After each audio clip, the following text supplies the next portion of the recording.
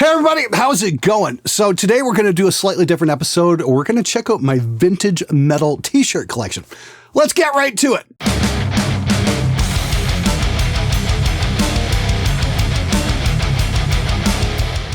Okay, so I was cleaning up the other day and came across my big box of vintage t-shirts, and I thought this would be a really cool episode to do.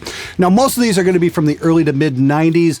Some are from the 80s. Not many survived, and I really didn't get that many back then because I didn't have a job and couldn't buy them for myself. So I was at the mercy of my parents. So first up, we've got Corrosion and Conformity. I got this on the 95 Deliverance tour. They played St. Andrew's Hall, which is above the famous Shelter, which was featured in the Eminem movie 8 Mile.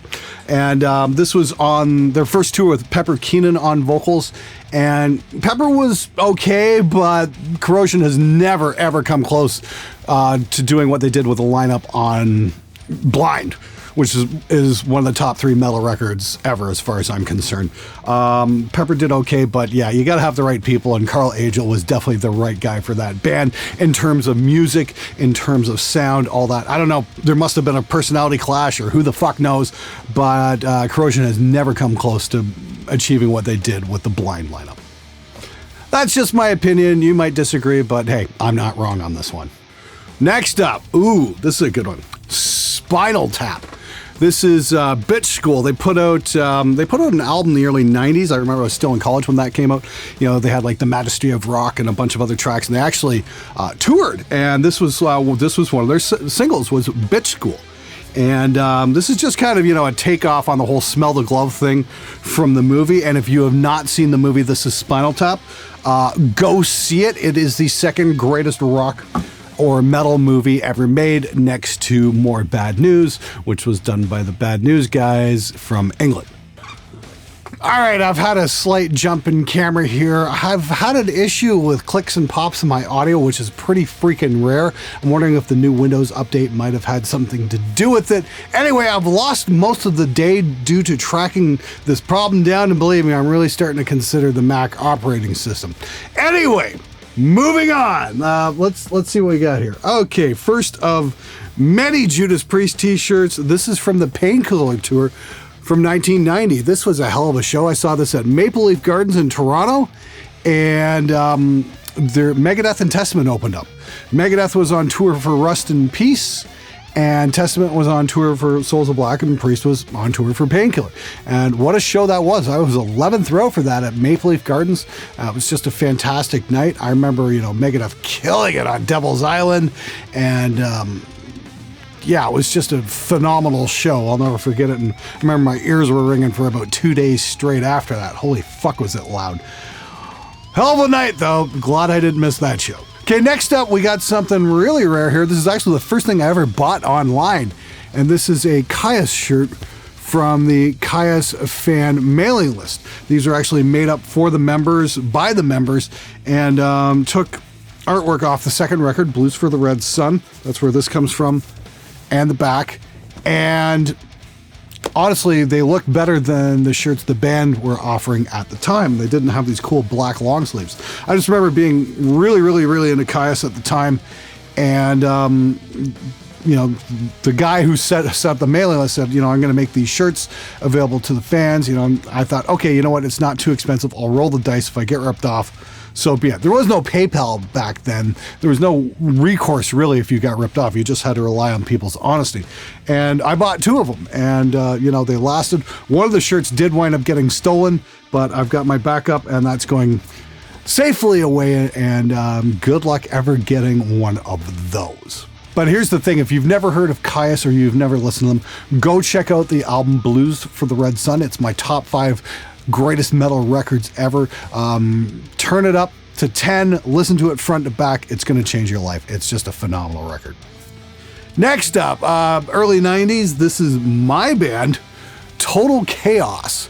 And we wound up dropping the total bit because I thought that sounded kind of goofy. But this was our first draft of shirt. I think we had a second one. I don't even remember at this point. It's been a bit of a blur. But this band was from like 92 to 94. And look at the back here. War. Windsor's Alternative Reflections presents Total Chaos. Thing was, there was no Windsor's Alternative Reflections. It's just something our drummer thought would be cool to put on the back of the shirt. This was at the height of the grunge era.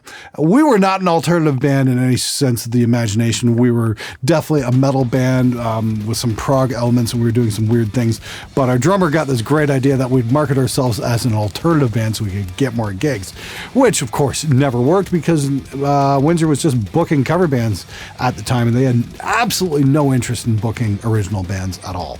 So we wound up playing like a hip hop club on a Sunday night on their off night, and we did pretty well at those. You know, those were a lot of fun. Hey guys, just gonna break in here for a sec. Want to let you know that this episode and all the episodes I do are made possible by my patrons. So I just want to give a big shout out to all you guys who are supporting the show. Thank you so much. And if you want to get involved in my Patreon and keep my gear reviews as honest as they possibly can be, and keep all the profanity in via my Spend a Buck, Give a Fuck campaign, you can head on over to patreon.com/SMG and get involved. Now, I'm going to be doing something new this year, and that's going to be a series of contests for equipment that's going to be exclusive to my patrons. The first thing we're going to be doing is having a contest for this 7-string guitar from GOC Guitars. It's pretty freaking cool. But I'm also going to be having contests for microphones and mic preamps as well, and just some badass studio gear. Now, these aren't giveaways. These are contests where awards will be sent to the winner based on merit and merit alone. So if you want to get involved on that, head on over to my Patreon. Now let's get back to the show. Next up, I've got a bunch of these. These are from a collection called Morbid Rags. I've got 3 or 4 of these shirts, and they're pretty cool. They're kind of like, you know, early all over designs, and this one's obviously a skull guy on an electric chair. Yeah, they're pretty freaking cool. I don't know whatever happened to the brand. Here's another one. This was like, you know, metal band, and this was pretty damn bloody and pretty freaking cool. I really dug these shirts. They never really took off that well, which is unfortunate because I really dug the artwork, and I would have liked to see more of that. I don't know, maybe I should see about hiring an artist to do an all-over shirt like that for Spectre. What do you guys think? Would you guys be into something like that? One more from the Morbid Rags. I think I've got one more kicking around somewhere that should be in this archive that is not. But yeah, there we go. Yeah, really dug that whole line. I got to give shout out to my mom. She made those Christmas gifts for me, so thanks, Mom. Those were awesome. I've still got them. Now, here's one. This is from the early 2000s. This is my first Spectre Sound t-shirt using the Cenobite font. And on the back, we've got Explode the Analog Myth, and then spectresound.org, and my old phone number. Now, the reason I had Explode the Analog Myth on there is because back then I used to spend way too much time on gear sluts, and those guys went on and on and on and on and on and on and on endlessly about how analog was far superior to digital. Yeah. Well, that sure worked out that way now, didn't it? Here's the thing. The guys who'd go on and on about how analog was so great were the guys who had invested heavily into those systems. You know, tens or even hundreds of thousands of dollars. And, well, let's face it, you know, at the studio in LA, we've got a tape deck that just doesn't get used because it's a giant fucking pain in the ass. Does it sound good? Sure. But you know what? These days, you know, even a basic digital system is going to fucking kick the snot out of a tape deck. There's no question about it. You know, if you really want the tape sound, get the Waves tape plugin. There you go. Oh, here's a well-preserved one. I don't remember wearing this one too much. Iron Maiden, Peace of Mind. I got this in the mid-90s. The shirt wasn't all that fucking comfortable, though. It's a little scratchy, so definitely wasn't a tour shirt, so that one kind of stayed in the drawer. Next up, oh yes, got a double shot from my good friend Steve Chason, who helped me build the studio here. This was his band, Carcinogen. And they were a local death metal band, and they were really, really fucking good. Steve was a total riffmeister. He's the guy who helped me build Spectre Sound here, and I did the wiring. He did a lot of the construction of the walls and that kind of thing. Just an awesome dude. Guy builds his own custom cabinets these days, and I'd really like to get one on the show at some point. The guy's definitely great with woodworking as well as just a fantastic guitar player. Here's the second shirt. And now here's an interesting story about Carcinogen. And I should have taken this as an early warning sign about how much fun it was going to be to work with bands. This is for their record Perseverance. And, you know, they after they did this one, they did another record. And back in those days, recording CDs wasn't exactly cheap. So they went looking for corporate sponsorship from the De Maurier cigarette company. And, they sent him, they did this nice package up and sent him this letter and said, hey, if you guys help cover the cost of printing the CD, we'll give you a panel you can put, in the booklet, and you can advertise your brand, blah, blah, blah. And I'm sitting there thinking, what the fuck would have went through their ad guy's mind at that point? Okay, imagine how the press would have taken that one. Yeah, De Maurier sponsors heavy metal band called Carcinogen? The fuck were you guys thinking? Nobody in the cigarette world would touch that with a 10-foot pole. They're trying to get away from the whole cancer thing. It would have been marketing suicide if they had sponsored a band like that. I can't even begin to imagine what the fuck was going through the band's mind when they sent that out. Oh, they're gonna love this. No, they're not. Your band name is cancer to their brand, literally. They're trying to get the fuck away from that. Consequently, on the record they did after that, I remember the drummer also turned the snares off on a snare drum. So instead of snap, snap, snap, we got thunk, thunk, thunk, thunk, thunk over the course of an entire album.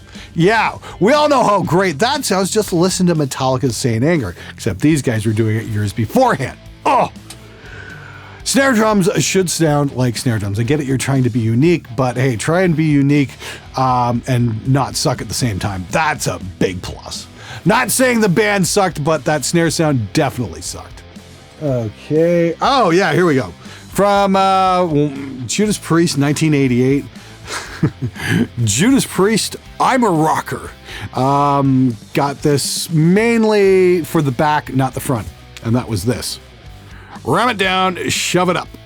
And boy, did my high school principal not like that one single bit. And all I got to say to my high school principal is, hey, fuck you, Luva Soto. You know what? Free speech is there for a reason. If anybody wonders why I have such extreme contempt for high school teachers and principals, is because, the ones I was surrounded with really got their kicks out of destroying any independent thought or creativity that I had. So, yeah, fuck those people, like, seriously. This is from the Painkiller Tour from 1991. And this was part of a double headliner. Judas Priest and Alice Cooper with Motorhead, Metal Church, and Dangerous Toys opening. It was called Operation Rock and Roll. I saw it at Pine Knob, which is an outdoor amphitheater just outside of Detroit, and it was a phenomenal show.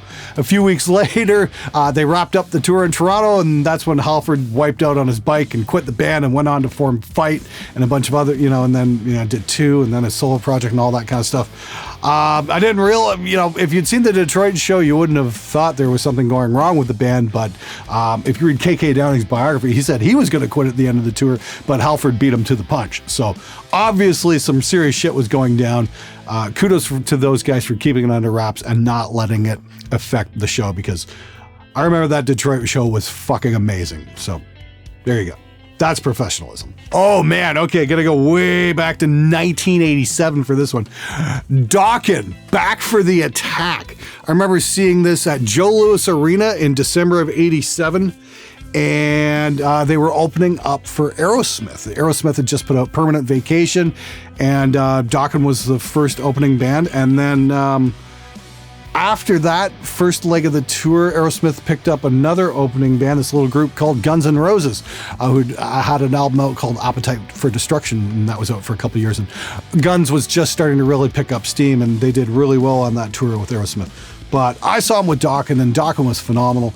As far as the LA Hairspray bands go, I really dug Dokken because they had George Lynch on guitar, who was just phenomenal, but I thought the songs were incredibly well structured. There's some great vocal harmonies going on and just some great songwriting altogether. I mean, like, if you had dropped the whole Hairspray into the thing, you'd have just a really good rock band. Unfortunately, there was a lot of internal strife in that band, and by the time they toured for this record, Back for the Attack, things were starting to fall apart, and that was the last record they ever did, and that was really unfortunate. I know they tried to get it together again in the 90s a couple times, but it never ever seemed to work out, and I think that's really unfortunate. Oh well, next! Speaking of bands disintegrating, here we go. Got my Halford shirt. Went to go see him when he was with Fight. pretty cool band. I saw them a few times there. They did 2 records, War of Words and Small Deadly Space. And yeah, I really enjoyed it. I think this was for the War of Words tour, but you can see Halford's still in his priest get up here. Interestingly enough, you know, one of the guitar players on that first Fight tour was a guy named Russ Parrish. You guys might know him now as Satchel from a band called Steel Panther. Same dude. And pretty fucking cool nonetheless. I really dug the second Fight record, and unfortunately I don't think it sold very well, which is a shame because I thought there were some really, really cool songs on that. Oh, okay. I'm gonna fast forward to 2004. This is Betrayer's A Shadowed Force. I'd worked with these guys a couple times in the late 90s and on 2000 we did an album called Rusted Icons, and the one thing I love about this band is on Icons the vocals weren't that great. The singer really struggled to get his voice across, and 4 years later he came back with Shadowed Force and just blew everybody's minds. He came in with these amazing 3-4 part harmonies and just super strong performances. And yeah, it was just a vocal performance that had to be heard to be believed. And that's really where I started to realize it's like, hold on a minute here, you know, auto-tune's not helping, and it's certainly not going to help a guy like this. Maybe we should start turning it off. And what's really cool is they came back in 2009 and did a full length, and it was just called self-titled Betrayer. And Frederick Nordstrom actually wound up mixing that one, and that record is still around somewhere to this day. Highly recommend checking that one out, just even for the vocals, because they're just fucking stellar. Loved working with that band. Wish they'd do something again sometime soon. And for all you guys who ask, well, do you do anything about metal, Glenn? Do you do anything about metal? Yes. Celtic bands. Here's a group, Windsor group called Celtic Cross that I've done a couple of records with. And you know, Celtic bands are great. They're a lot of fun. You get to record a lot of instruments you normally wouldn't in a heavy metal band, like all the ethnic instruments, like borons and satyrns. You also get to do like whistles and flutes, all kinds of cool shit, violins. And the great thing about the Celtic bands is they're usually born into it, so they can really fucking play. And the gigs they play pay money. So when they come into the studio, there's no bullshit. You know you're going to get paid, and you're going to get paid well. So if a Celtic band comes to you and says, hey, we want to record, say yes. You're going to have a good time. Now, I've done several records with this band. They're called Bloodshot Eye. This was their very first t-shirt. And, you know, great bunch of guys. They're called Bloodshot Eye for obvious reasons. They really liked the ganj, so to speak. And here's how you can tell that they liked it. Check this out. Here's the back. Now read that closely. What's that say? The song was called Get Violent. What does this say? It says Get Violent. No wonder why they gave me this shirt for free. Seriously, folks, if you're in a pot, that's fine. It's perfectly legal in Canada. It's not my thing. But I'd highly recommend, at least when you're doing your shirt designs, do them sober and make sure you use spell check. Just, you know, makes the product a lot more sellable. Oh, here we go. Another pre-shirt. This is from the Jugulator tour from like 96 or something like that. And yeah, this is the first tour they did with Owens. But I gotta say, Owens killed it live. I had front row for that show at State Theater in Detroit.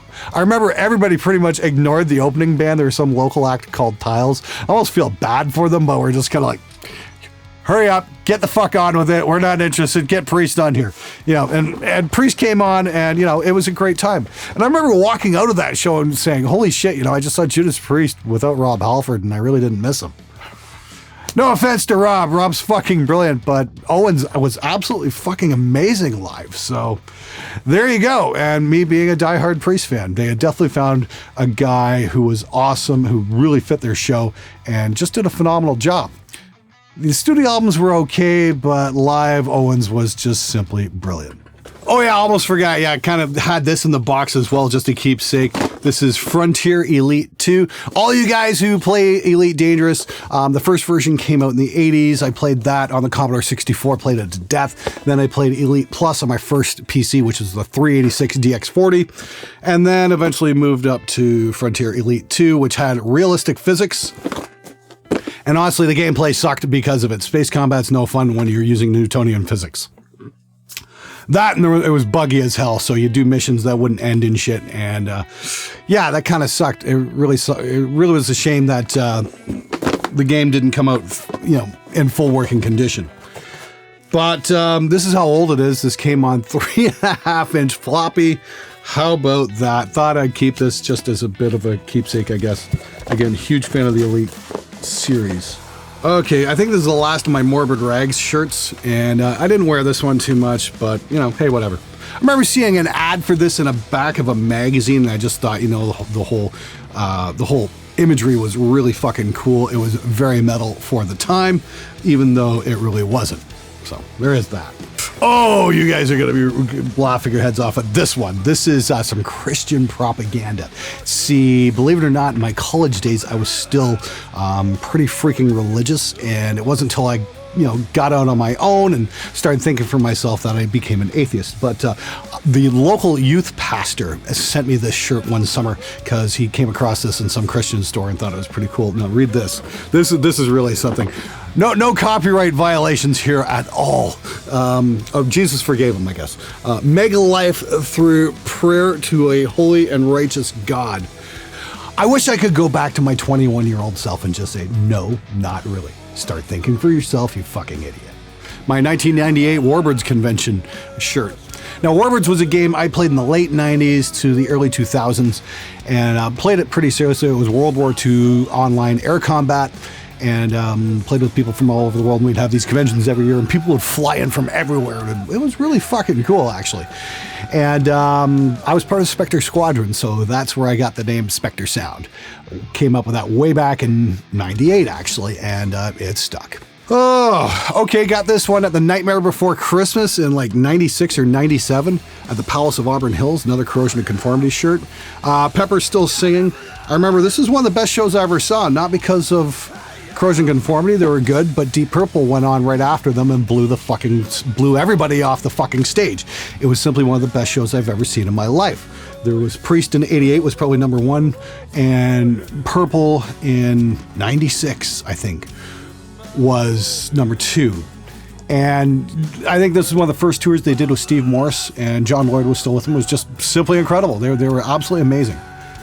No, Purple went up, and then Corrosion went on after that. And even they said, wow, here's the Deep Purple. Those guys are the kings. Because Purple fucking crushed it. By way of consequence, I went to go see Purple with Judas Priest last summer, and I was sorely disappointed. They sounded like they should have quit 10 fucking years ago! They were terrible. What a joke. It's so sad to see a band that was so fucking incredible, just completely geritol their way into this age. They seriously, guys, if anybody in Deep Purple is watching this, love and respect, but for the love of crumbs balls, fucking pack it in. You're done. Okay, a couple more shirts left. Another shirt from the Painkiller days. I think I found this one at a flea market over in Detroit. And yeah. That was the thing, when I was that young, I simply could not have enough Judas Priest shirts. Now this one's a local Hamilton band. This is my cousin's hardcore band, Colombian Necktie. And these guys were a lot of fun, actually. You know what? They put out a CD, and the songs were actually quite good. The production was fucking terrible, though. It sounded like, they plugged the amp speaker out right into the board or something like that. They just had a hideous guitar sound.